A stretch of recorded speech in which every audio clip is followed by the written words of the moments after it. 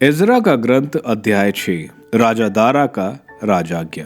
राजा दारा की आज्ञा के अनुसार बाबुल के खजाने के अभिलेखागार में खोज की गई और मेदिया प्रांत के एकबत्ताना के गढ़ में एक लेख मिला जिसमें यह लिखा हुआ था। स्मरण पत्र।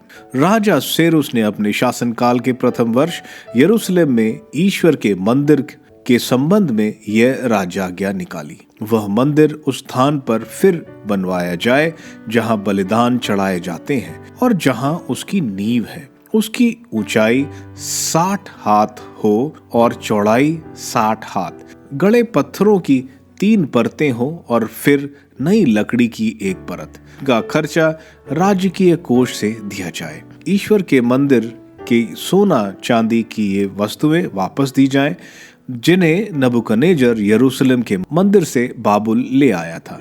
वे यरूशलेम के मंदिर में फिर अपने स्थान पर रखी जाए। वे ईश्वर के मंदिर में ही रखी जाए।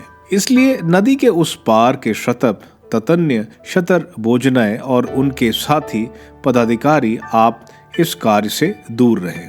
यहूदियों के राज्यपाल और उनके नेताओं को ईश्वर का वह मंदिर बनाने दो। वे उसे उसके मूल स्थान पर फिर बनाए। ईश्वर के उस मंदिर का निर्माण करने वाले यहूदी नेताओं के साथ आपके व्यवहार के विषय में मेरी राजाज्ञा इस प्रकार है।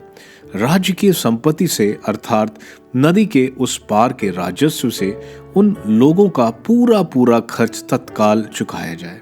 स्वर्ग के ईश्वर की होम बलियां के लिए प्रतिदिन आवश्यक बछड़े, मेढ़े और मेमने फिर यरूशलेम के याजकों के निर्देश के अनुसार गेहूं, नमक, अंगूरी और तेल उन्हें अवश्य दिए जाएं, जिससे वे स्वर्ग के ईश्वर को सुगंधित बलि चढ़ा सकें और राजा और उसके पुत्रों की जीवन की रक्षा के लिए प्रार्थना करें।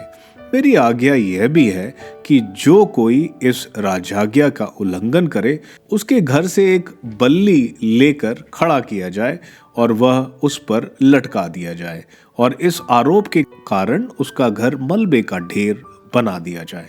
यदि कोई राजा या प्रजा इस राजाज्ञा में परिवर्तन करे या यरूशलेम में इस मंदिर का विनाश करे तो वह ईश्वर जिसने वहां अपना नाम प्रतिष्ठित किया उनका विनाश करे। मैं दारा ने यह राजाज्ञा निकाली है, इसका अक्षरश पालन किया जाए। मंदिर का प्रतिष्ठान। तब नदी के उस पार के शतप, ततन्य, शतर बोजनय और उनके साथी पदाधिकारियों ने राजा की लिखित आज्ञा का पूरा पालन किया।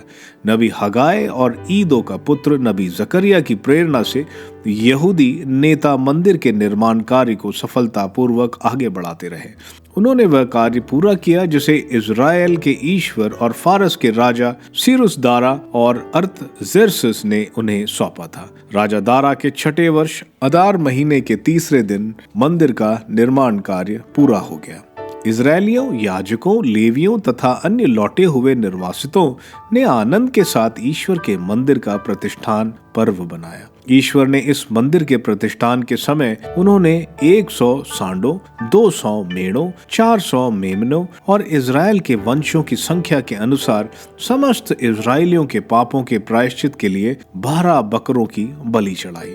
इसके बाद उन्होंने इज़राइल में ईश्वर के मंदिर के लिए याजकों और लेवियों को अपने दलों में विभाजित किया, जैसा कि मूसा के ग्रंथ में लिखा हुआ है। पास्का पर्व।